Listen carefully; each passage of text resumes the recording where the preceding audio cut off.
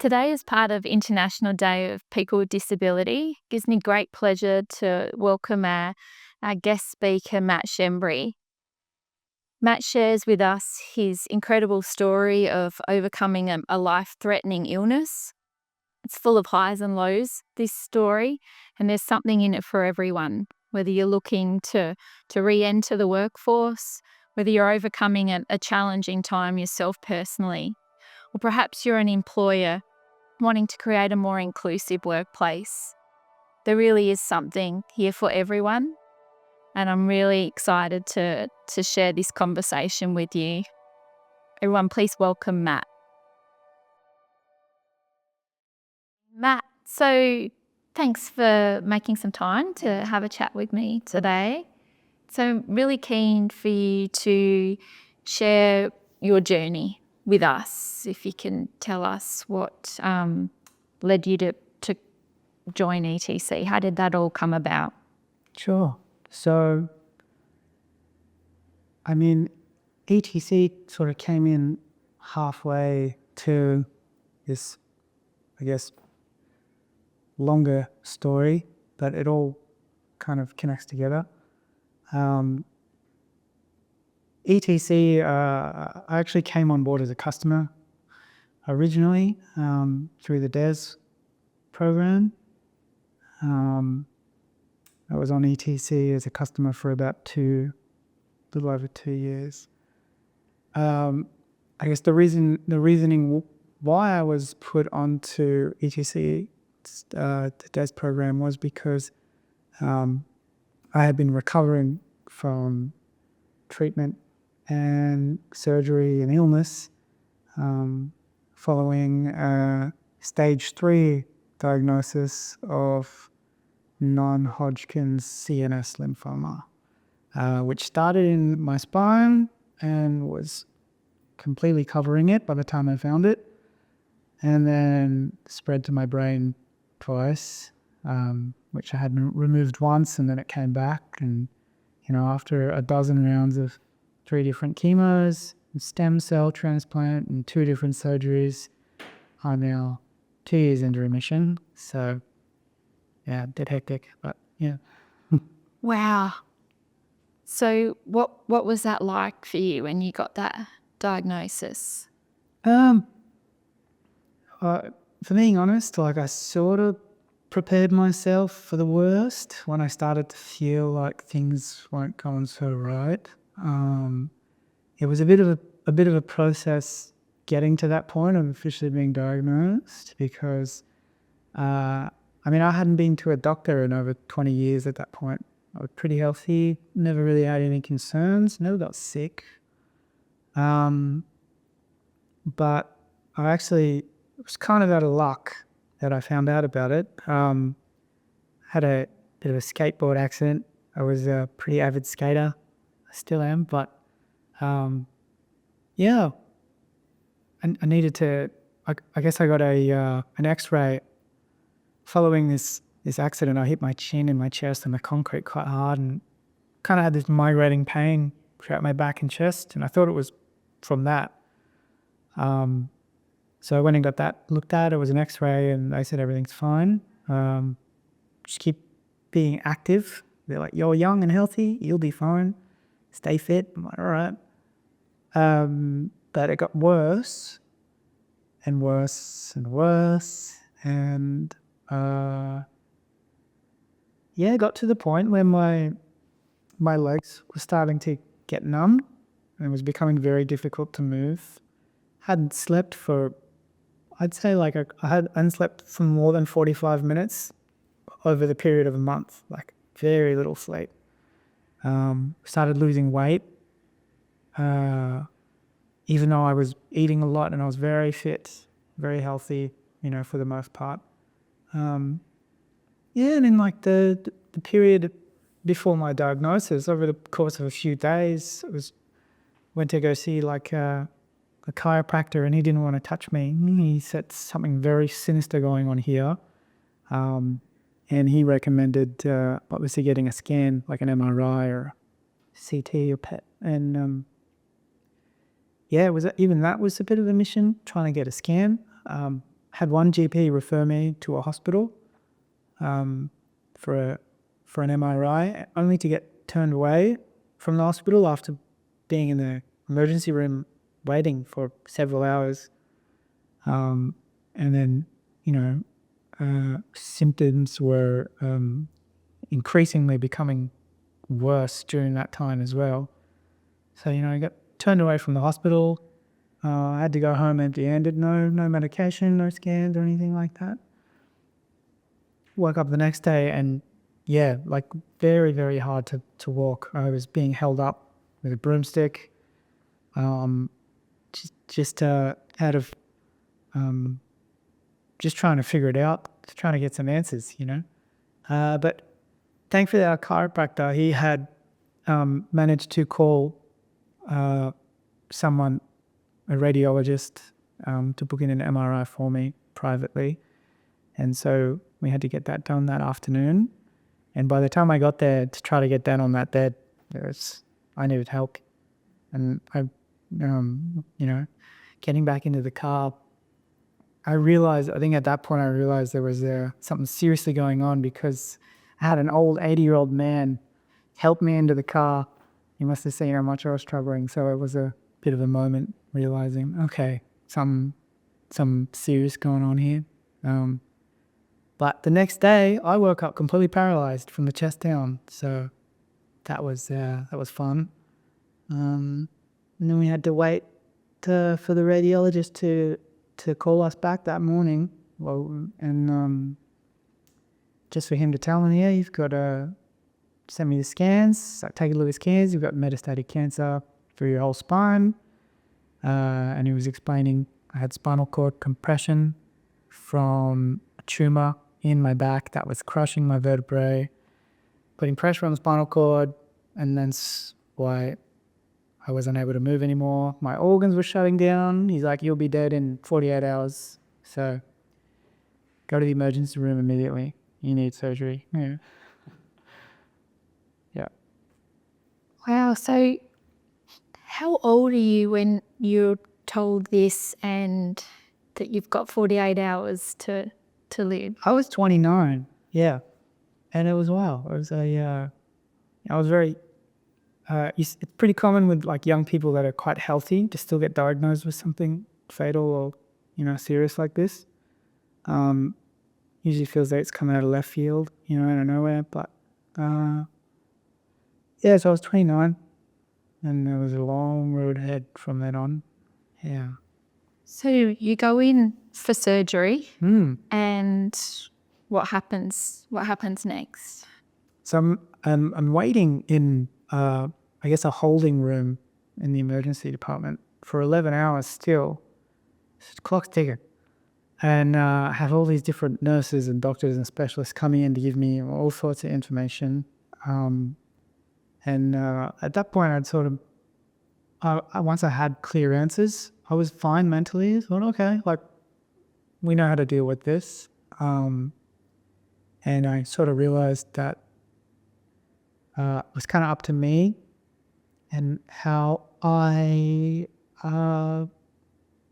my perspective and choosing to have my own willpower to get through it and strength. I knew that at that point it was on me, because the technology and the systems and the procedures are all there to fix this stuff. But how are you going to deal with that? Because it's not fun. And, you kind of get passed around and you go through all these different procedures, and a lot of people struggle with that part. But I knew that if I just sort of went along for the ride and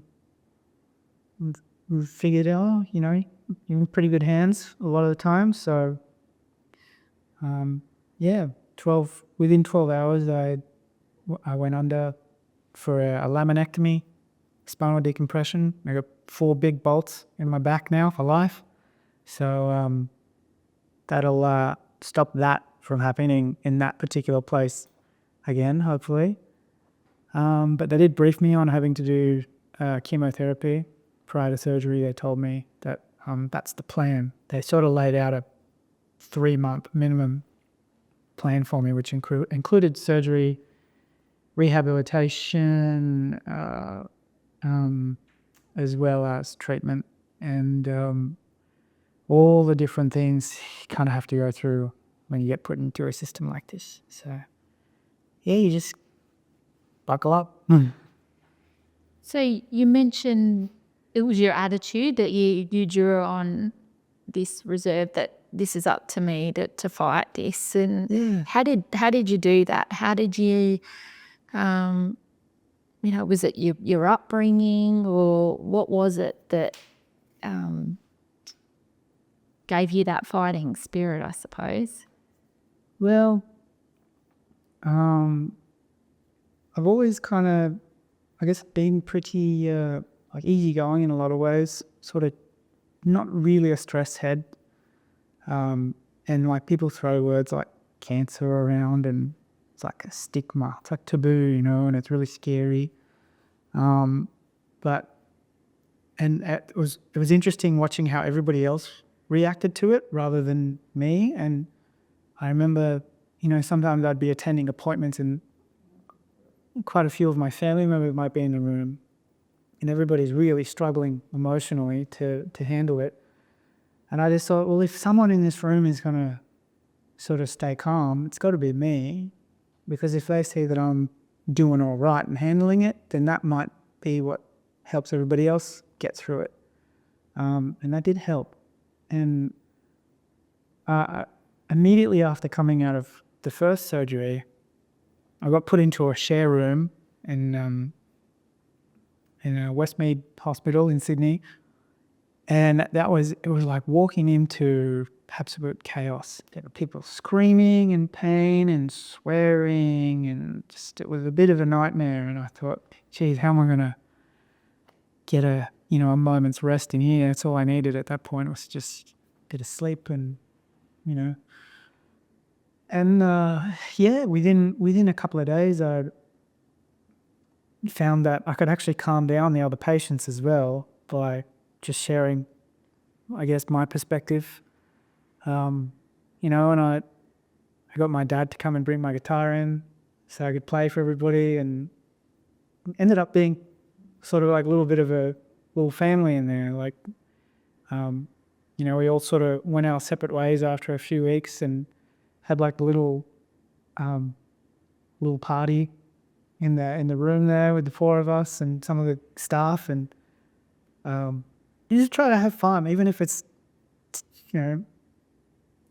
considered a terrible situation. Like, I was egging on my roommate to have wheelchair races with me down the hallway, like stuff like that. Like, you just do what you can to enjoy it, because life can always be seen as good or bad.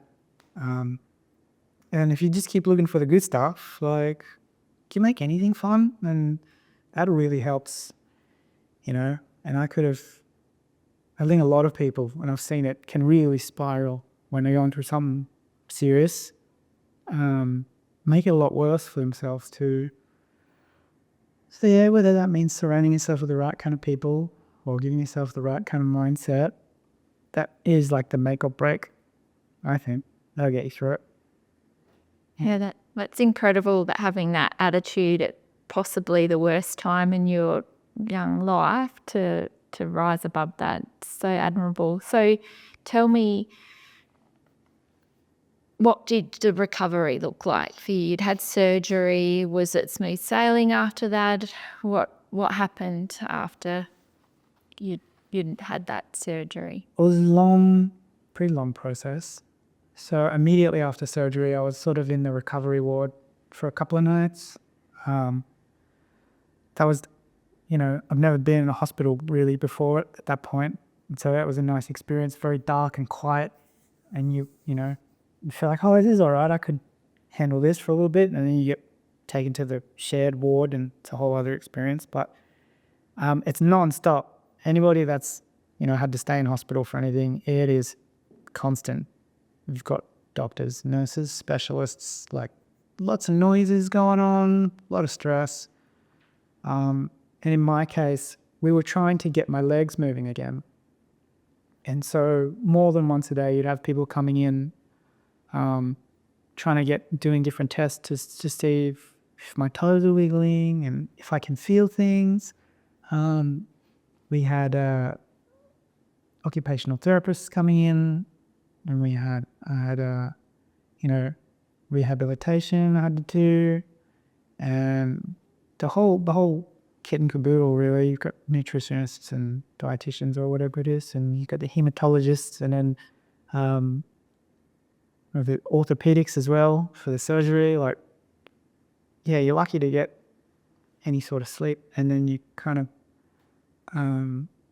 get moved around to different wards depending on what part of the process you're in. And so after I had recovered enough and was able to move a little bit, albeit I was in a wheelchair for a couple of months, but I got wheeled down to the hematology ward to start treatment, and that was like a whole other journey, because you sort of getting over surgery, trying to move again, and then they start pumping you full of drugs that you may or may not respond well to, and you can have some pretty adverse reactions, which I did, and I think you start losing your hair and all this fun stuff too. So yeah, I just wanted to get home.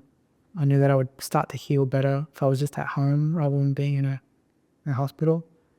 But yeah, I was pretty glad to get out of there. I think I was there for about a month, and then you sort of just take it home with you, and then you got to figure it out at home. Yeah. So throughout all of this, was that positive attitude that you have, did you maintain that throughout this journey? Or were there times where you just went, why me? Why? I'm so young. Was there ever that point where you thought, I've had enough, or you were able to maintain your positivity throughout your recovery? And if you could share with me that, I guess your mindset and your coping mechanisms throughout all of this time. I was pretty fortunate for a few reasons. There were definitely times where I struggled, but I'd say I struggle probably took up a very minor percentage of my overall attitude, because it doesn't really help unless you're unless you really desperately need support from people around you, expressing that struggle. That's I don't know, you kind of save it as a bit of a wild card for when you really need it, But generally I was pretty good at just being left to my own devices, because it's a very creative sort of person. And most of the time, I ditched the wheelchair pretty quick. I was like, I can't even fit this in my house, getting around in a wheelchair.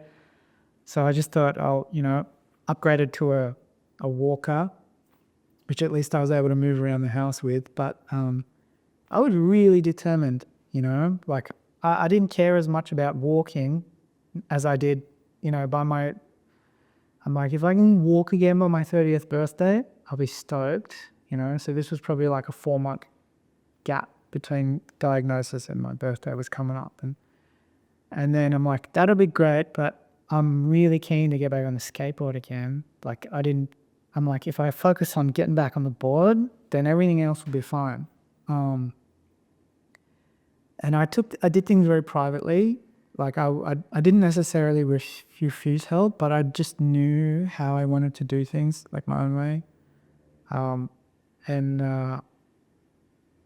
spent a lot of time in my rocking chair playing guitar, or maybe making art and things like that. And you've got to have something to keep you busy. And I know that's hard if you're not able to move and you're sick.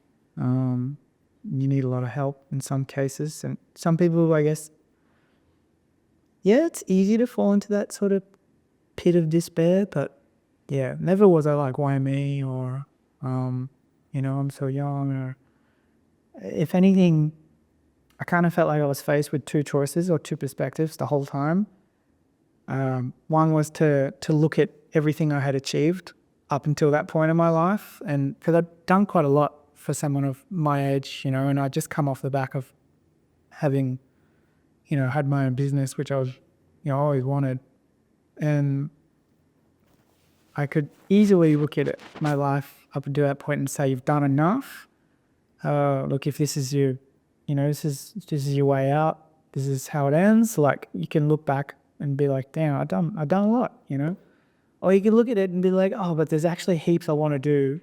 That'd be way cooler and a lot more fun. And I got way more stories to tell, and all this stuff. So yeah, the days where you sort of a little bit lean to this side a little bit more, and then days where you're definitely back on that side. And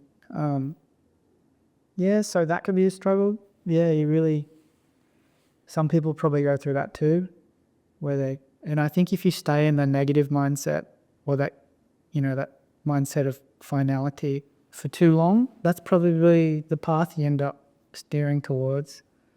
But no, I had too much to do. I had unfinished business with the whole planet. So yeah. So at what point after you've had your surgery, you've had your chemo, at what point were you then ready to re-enter the workforce, and how did you face that journey? It was a bit interesting because, I did like 5 rounds of treatment down in Sydney initially. And I had to stop early because one of the drugs was having an adverse effect on my heart, and that caused all sorts of problems. I had a cardiologist call me up and say, you're probably going to drop dead at any point in time. He just said it to me, and I'm like, oh, that's great. And then I just sort of, I was told that I had relapsed as well, and that everything in my spine was good, but now it's all up in my head. I thought, okay, we're not done yet. And I was thinking about work the whole time. Like, I need something to do. Like, I want to get back out there. And I thought, well, if I come back to the Gold Coast, I'll be pretty comfortable going through the rest of this journey, because I've got not only a lot of my family, but friends and all the networks I'd built, through business and contacts still up here. So I knew I had a better chance of getting back into the workforce if I was up here. And so I did, and I came back up, and I started, initially I had surgery to remove this tumor, and within a few weeks it was back even bigger, and so they had this new protocol that they had put together. It was kind of like a bit of a test subject, more or less, sort of see if this thing worked, and it did. And there was a period of probably up until, it was a year to 2 years, I'd say, roughly, of more treatment and a lot of tests before they even let me consider going back to work. I really wanted to, and I did, even though I was told not to, for a period there. And then I ended up having to leave a job to go back and do treatment again. And I was working from the hospital on my laptop, and they can't stop me. I want to keep doing stuff. I was naughty. I'd jump back into work pretty quickly after doing like my final treatment and stem cell transplant. And I'd say within like a few weeks, I got a job at a warehouse like almost immediately. I was so excited just to get out and do stuff. I felt great. Anybody that's had a stem cell transplant knows how good you feel, like after feeling not so good for a long time and then just getting this boost. Yeah, you feel like you can move mountains. So I got back to the workforce doing a very physically laborious job, and without even realizing, I fractured my spine twice in the process. So I've broken that a couple of times, and then I realized when I went and got a scan, and so okay, maybe I should ease up a bit. So within a few weeks, and then it's funny that the period from when I finished treatment up until the point of where I've started working here at ETC, it's only like 2 years, but that's probably the most amount of different jobs I've had in such a period of time. I've kept bouncing around trying to find something that fit. So Didn't wait as long as I should have. Should wait at least 6 months, that I was told, but I did it in like a few weeks. So you came to ETC for help in re-entering the workforce, and how did you find that experience? Well, coming from a history of being on and off providers for a lot of my professional career, because anybody that's worked in creative industries knows it can't always be super stable, especially if you're a freelancer. So for 15 years, I was on and off many providers. Not one of them ever got me a job. It's ridiculous. I guess the infrastructure is just not there to cater to that sort of background, which gives me plenty of ideas for ETC, by the way. Yeah. But yeah, once I got to ETC, I thought maybe it was because I'd only started dealing with a couple of advisors, really. I thought, this person's really helpful. I'm not used to that with a provider. And I thought maybe that they or that team were just really helpful people. And then I got moved to a different team. I'm like, these guys are really helpful too. And they're really understanding and they sort of get it.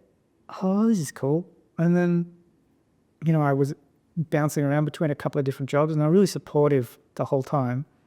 And I think I just got to a point where I'm like, oh, this program's a bit different. You're not just like a job seeker. You're on the DES, there's a special kind of assistance, with the disability employment service there. So that was the first time I've ever experienced that. And geez, everybody was so helpful and really supportive, like really understanding, with other providers, and particularly if you're like just a job seeker or you've got some other kind of program that you're on, you get all sorts of different, people's opinion of you or perspective or the way they communicate you. It can be so varied in a lot of different ways. But everybody I dealt with at ETC was just easy to deal with. They understood stuff, like quite happy to work with me. It wasn't about being strict and got to do this and you've got all these, requirements and best provider ever. And I'm not just saying that because I work for them now. I said it before I worked for them too. Then was it your experience as a customer that led you to want to take up full-time work with ETC? Yeah, well, this year, in the time from the start of this year up until the time when I applied, or got my interview, I'd say, I had applied for over 100 jobs and I had nothing come from any of those. And it was hard, understandably pretty hard for the ETC staff to try and find work for me in my line of work because it's a bit, like I said, there's no real infrastructure there to cater to that level of experience or that kind of network. And I found the job on Seek while I was actively participating in the program, and just applied like anybody else. And then I sort of put it in my cover letter very briefly that I was on ETC as a customer participating in the DES program. Here's a little really brief history. And I just thought I wasn't super keen on the idea of corporate office full-time. But I'm like, it's ETC. If they've been this good as a customer, then surely as an employer, they've got, they've got to be good too. So I was just honest with them. And I wanted to make that really clear from the get-go because there's been other jobs I've had where I wasn't honest about, I didn't really go into detail or express sort of my health background. Big mistake. I think it's really important to let people know. So they understand. And so I came in with all of that honesty and openness with ETC, and half the people I was dealing with had already sort of spoken to me before as a customer. And long story short, like gave it about a month or so and ended up having an interview, and straight in. Yeah, so So, Matt, what does an inclusive workplace look for you, and how has ETC, met those accommodations? I think a big one for an inclusive workplace and, having that flexibility to be accommodating, it's really important to talk to your staff and communicate with them about, you know, what works for them as an employee. And everybody's different, and not everybody works the same way. We're not all built for that 9 to 5 at the office, 5 days a week or whatever it is. And I think talking to your staff, letting them have their ideas and suggestions and trial and error is really important. Just listening to them, because it's they're the ones out there doing the work. So if you want them to show up and do a job and love what they do and be happy to be there, ask questions and then take action. What advice would you give to other people that are perhaps going through a similar situation to you? So we've got a lot of staff that are perhaps experiencing their own health challenges at the moment. So what are some words of wisdom based on your experience that you could share with them? Right. So a big one, and this is kind of just based on what worked for me. First one is everybody's different, and if you're going through the health system, and you need a lot of help, and you're kind of being told all these different ways things have to be, and you're being ushered through specialists and procedures and tests, and there's very much a bit of a one size fits all approach in a lot of ways. And I think it's really important to have an understanding of what works for you in regards to that system. I know that if I had just done everything the way that they had sort of expected me or wanted me to do, I would have struggled a lot more. But I think it's important for people to realize that they actually can have a conversation, with these specialists or these health professionals and say, this is what works a lot better for me. And, it's your body and you're the one that understands how it works, hopefully, and what works for it. And, there was times during treatment where I had to either postpone or stop early because I could feel like I wasn't getting enough time for recovery in between, different cycles. And it's sort of designed, the system just wants you to get in and sort of get it all done and recover as fast as possible, but it doesn't always work that way.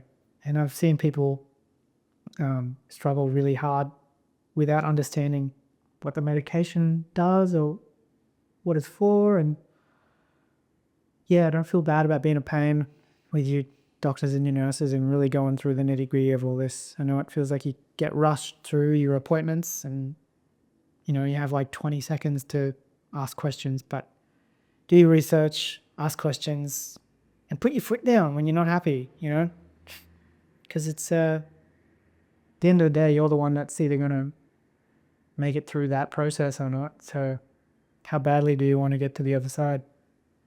And that's, I guess, from the health perspective. But mentally, you definitely need something to keep you busy, especially if you're stuck in a bed or a wheelchair. You got a lot to think about, a lot of different things on your mind, about your future, your past, your present. And really important to keep yourself engaged mentally. And don't despair. Like, the whole woe is me thing is very easy for people to sort of fall into that trap. But, you know, everybody's got a little bit of creativity in them at least. And so whether that means you want to start thinking of ideas, or maybe you want to write stuff down or draw pictures, or in my case, it's writing music and movies, and heck, just being able to jump on the internet, something you couldn't do a long time ago. Just sit in bed and learn and discover about the world. That's a big one. Like, whatever you want to learn about. And a lot of people might be tempted to just sit there and look up all of these different symptoms that they're having, you know, and outcomes. And, you know, if that's not going to really help you, then what do you really enjoy? What are the things in your life that you actually wanted to do before you got sick, you know? Like, gotta have a passion, gotta have a dream. And that can be hard to find, but for some people, but everybody feels a sense of enjoyment, or, you know, a state of being in I guess, bliss, at least once in their life, when you can tap into that when you're going through your worst parts, you know? And try to focus on that a little bit more. Yeah. So what does the future hold for Matt? What's next for you? Well, I'm definitely going to hang around ETC for a little while, as long as I can, you know. I love this place so far. It's definitely been one of the most welcoming, supportive, accommodating roles I've ever had. And the time's flying. It's not a struggle to get up and go. I'm like, what's on for today? What are we doing, you know? I like the people. I like what we do. I think it's really important what we do. And coming from the customer side, jumping into the other side, it's really feels quite fulfilling, you know, being able to help how it all works for other people that might have been in situations similar to my own. But outside of that, yeah, you got to keep dreaming. You know, you got your passions, you got your lifestyle and everything, and you know, I'm always going to have more songs to sing, more movies I want to make, more art to paint or to draw, and you got to tell your stories. Really big one, even if you're not an artist or whatever. Like, got to feel.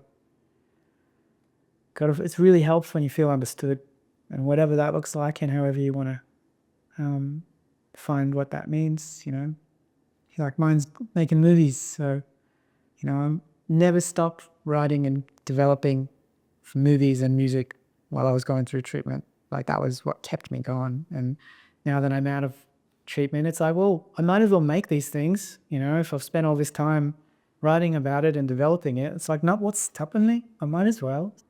Now, you received a little memento when you were in hospital. Yeah. What can you tell us about that? It's pretty silly, but I like it. Then, so during part of the protocol for my treatment plan was I had to do a stem cell transplant. And before you actually do majority of your treatment, you get a stem cell collection done, where they take stem cells out of your blood and then give you blood back. And that stem cell harvest is then put into a cryogenic chamber and basically stored on ice until you need it several months down the line. And just by happenstance, they were very, very, very proud of what my body was able to produce. It was one of the highest stem cell counts that they'd ever recorded, and they gave me this tremendous award, which is hilarious. And that's 60 times higher than the average stem cell count, and that's apparently not even a genetic thing. It's just my body just going haywire, keeping up with the goods. But that could have been a big part of how I was able to recover so quickly as well from magic stem cells. So who knows? But all I know is that they're probably going to use them for cloning in China and in the future. And I asked for a cut, but they wouldn't give it to me because I already signed them over for 70 years for free. So be careful about that, guys. Make sure you get a cut of your stem cells. All right. And just final question. throughout this whole journey and this experience that you've had, what are the key takeaways or things that you've learned that have changed the way you approach life now? Well, yeah, a big one, and I notice this with people in general as they age, as they get older, they might start to look back at what kind of lifestyle they led, as when they were younger, and you always think you're invincible, until you're not. And I think, and I see it a lot with people that I care about, but you gotta look after yourself. You gotta have some kind of system in place to keep yourself on track with, you gotta prioritize your health and well-being. And I know people say it all the time, but that's because it's true, big time. And yeah, you don't need to feel bad about, maybe feeling guilty or selfish about self-preservation and being strict, about how to stay on top of that, because a lot of people, yeah, they might put barely any effort into, a lifestyle or routine about maintaining their health, and they might seem fine, but yeah, beneath the surface, I'm sure there's stuff bubbling there that they'll probably need to deal with at some point. So while you have the chance, it's never too late to look after yourself and encourage others to do the same. Live by example if you can. But yeah, it's tough. It's like a full-time job, just trying to stay healthy. But you only get one life, apparently. So that'd make a good one.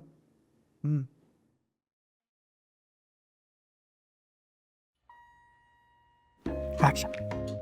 Hi everyone. Today I'm really excited to share that we're Let's try something different. okay. Good tip. Thank you. Grab yourself a cuppa, or please. Or buckle up. Do you really want me to say buckle up? Strap yourselves in and enjoy the show. No, that was enough. Enjoy the show. Jeez. I believe in you. I truly do. I definitely do. I feel like I need to get up and dance. I'm very delirious now. We got You should be doing this. Hi. See, it's not easy, is it? It's can be difficult.